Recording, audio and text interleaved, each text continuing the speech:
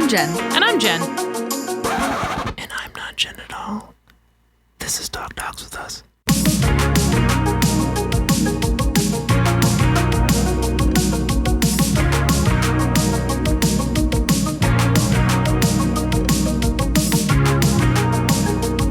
Today's episode is Spark the Change or whatever. Yeah. We thought about 50 ways to say, like, you know, spark the change, like, blaze the change, and we couldn't decide, so whatever. It's 774, so we decided spark the change. Yeah. Today's topic is about creating change in your pet professional workspace to embrace more behavior savvy, behavior centric actions and considerations from your coworkers. What to do when maybe you're the only one in your place of business or place of work or practice, right? Where you consider the behavior and the welfare of animals. How do you make a change go through that workplace? It's difficult. It is. So the thinking about how to think about it, pretty simple one. You're going to attract more flies with honey than with vinegar. Have empathy. Yeah, it's not easy to notice that the animals you're caring for are struggling. That can It's be also really not hard. easy to be one of the only people that recognize that. Mm-hmm. It can feel very lonesome. Yeah, you feel very isolated. Yeah, that's the word. And really the way you want to think about this is what's within your capacity to do that is still closer to honey than vinegar. Because Exactly. You're not going to win any converts by telling people they're awful. We've tried. You can do it. It's just not going to get you where you need to go. This isn't easy, but you're not alone.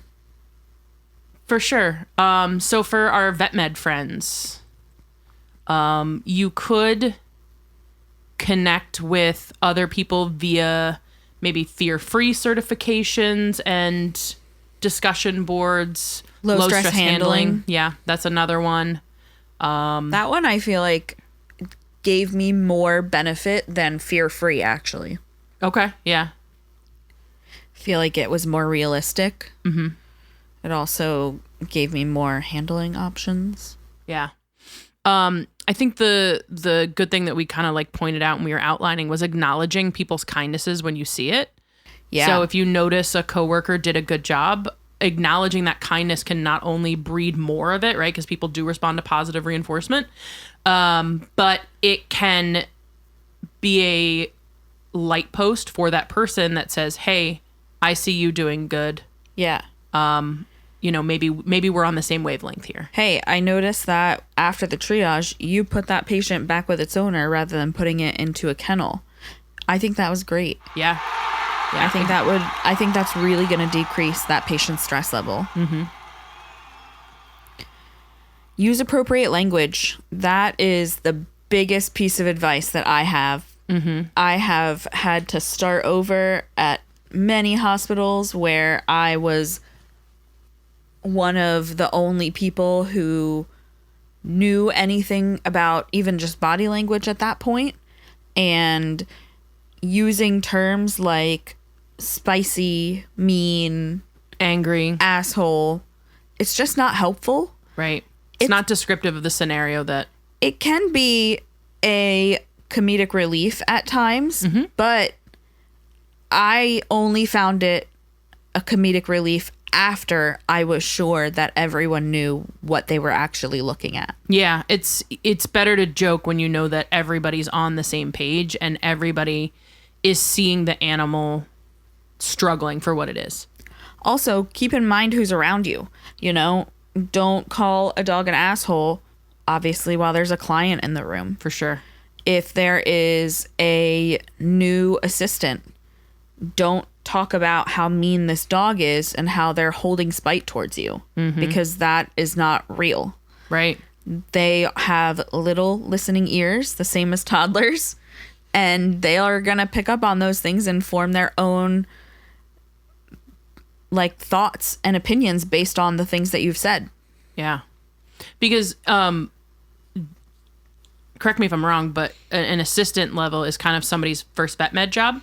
usually, or Yeah. kennel. Okay. That's what, or sometimes they're merged together. So maybe they're just learning about this field. They're just getting into it. And then we don't want to kind of install the wrong language before they even get started. Yeah, we'll just start them off. And I think another reason to use the correct language is that a dog that is being mean or vindictive or vicious, right, which are all, to me, human words, it's okay to use force on the animal because of how we've centered them linguistically, right? We have said that this dog is in opposition to me, which isn't the case. The case is that the dog is having a hard time and trying to defend itself against what it thinks is probably mortal terror. They are literally fighting for their lives. Right. That was the first thing that I started saying is, wow, that dog is really fighting for his life right now. Yeah. And I didn't say it as a judgment to the technicians. I'm sure to some of them it could have come off that way, in which when I had more capacity, I reframed it and tried to say it in a way that was easier to digest. But thinking about and using the appropriate language, the only way to get better at that is to start doing it. Yeah. So you just got to start. Yeah. And do it as much as you can. You're still going to slip if you've had a history of being on the other side. You're still going to fall into that. And I think that's just normal. And that doesn't mean you can't be funny. Yeah, absolutely. We have a great time laughing in our department, and I don't think we use inappropriate language very much, if at all. Yeah. I mean, sometimes we might use inappropriate language as part of the joke, but we are careful to consider the audience. Right. Yeah. Yeah. On that same vein, you want to make sure that you're creating psychological safety. That is a suggestion that comes from a doctor that I work with who now is opening her own practice, Dr. Volk. She said that the biggest thing she saw was creating psychological safety for the other vet staff and practicing being non-judgmental. Yeah. You want to make sure that you are practicing your anti-racism tactics and you're doing the hard work that you need to be doing internally so that you can create psychological safety for yourself and then for everyone else around you so that they can also start to learn the things that you've learned. Yeah. I think a really important resource for us on this was we watched a webinar called The Myth of Noncompliance. And that was really helpful because it really highlighted, and we'll put a link in the show notes so that you guys can go check that out because that was really cool. It really highlighted that like people don't follow your advice not because they hate you or they don't think that your advice is worth following. They don't follow your advice for sometimes very good reasons, and simply being curious instead of judgmental about those reasons can open up a whole new level of care for the humans and animals that you're working with. Absolutely. You want to back your knowledge up with scientific studies. Yeah, there was a study that we saw at a previous behavior symposium that, again, putting a lot of stuff in the show notes here. It was about exam time and offering animals accommodations. The study was specifically with dogs. So it showed that when you offer an animal an accommodation in an exam room setting, the exams don't get longer. They might start out a little bit longer, but at the end, so the end of the study, I believe, was 6 visits. At the end of 6 visits, those dogs, their exams were maybe 2 minutes longer. Like they weren't 15 minutes, right? They weren't like notably longer, right? They were like one quick 2-minute, and the animal showed far fewer stress signals in those ones. So that was a really cool study that says like building this up in the beginning can be really impactful in the long run. I always suggest working on things on the front end is better than working on them on the back end. Yep, sure is better than playing catch up. Always. In the audio world, we call that you don't want to fix it in post. Yeah, defo not. We make Steve fix a lot of things in post. Yeah. In terms of trainers or daycares or shelters, for those folks, you want to do a little understanding of body language, and pointing out body language can be really helpful. Hey, did you see that dog's pupils dilated when we did this?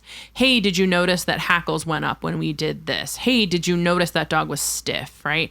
Adding those kinds of body language observations that are observable by your coworkers or by your other people around you, that can be helpful because then they can start to notice those things and you can sort of state what you're observing objectively, right? You're not saying, oh, the dog is scared. You're saying, well, I see this and I see this and I see this and I see this.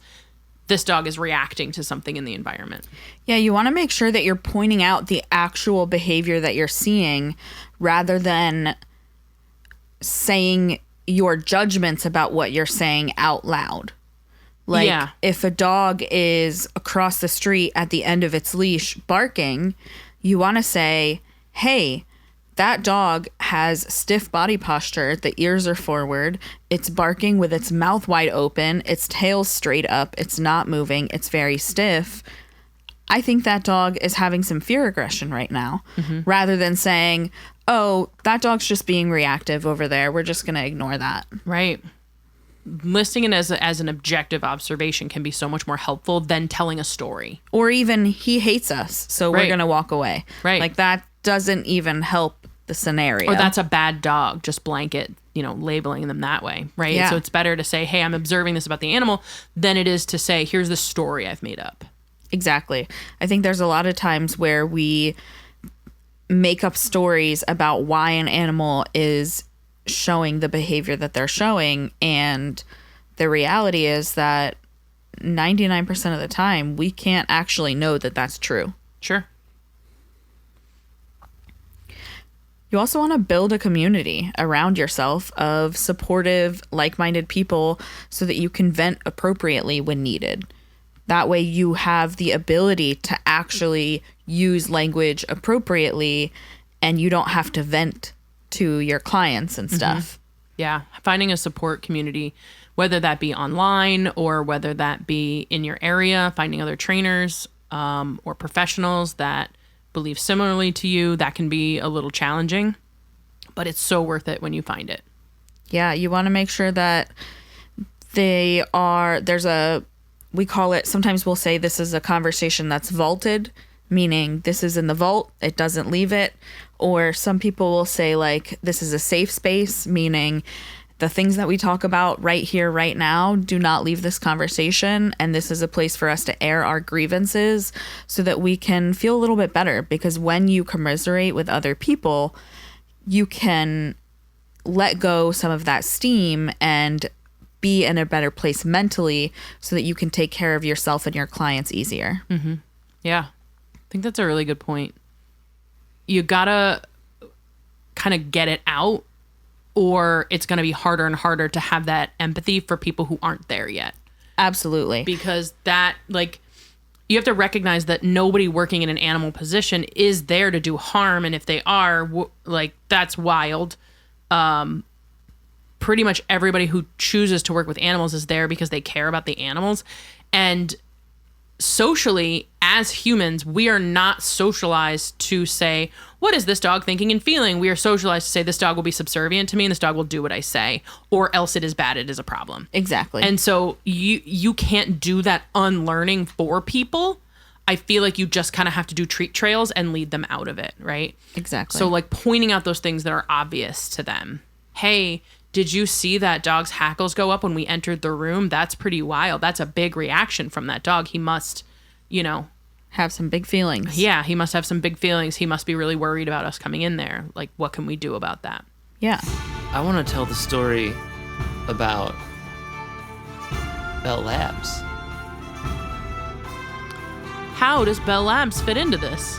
The whole initial layout of the building was that you'd have a lot of different people in adjacent industry being able to interface and talk to each other. So when you have that cross collaboration, new ideas form and solidify quicker. It was one of the first times that was ever implemented. Am I too off base here with this? No, I think you're saying this podcast is Bell Labs of the dog world. Mm-hmm. Well, I think what you're trying to do is be the wires that connect them. Well, what I think is relevant from what you're saying is that Bell Labs was a place to meet and collaborate about problems in different disciplines of kind of like the same idea space, right? Yeah. And so like what we're trying to do like with this podcast and with this community is have people from different idea space in the dog world, right? Like we're all kind of connected by dogs, come together and say, well, this is my experience, and we're going to put it all together. And we are kind of making the weird, I imagine Bell Labs like floor was like a weird WeWork, but for really smart people, where they're all kind of like at these, I imagine standing desks, but that probably wasn't accurate. I don't think that was a thing back in the day. No, I don't think it was. And there's significantly less DARPA funding.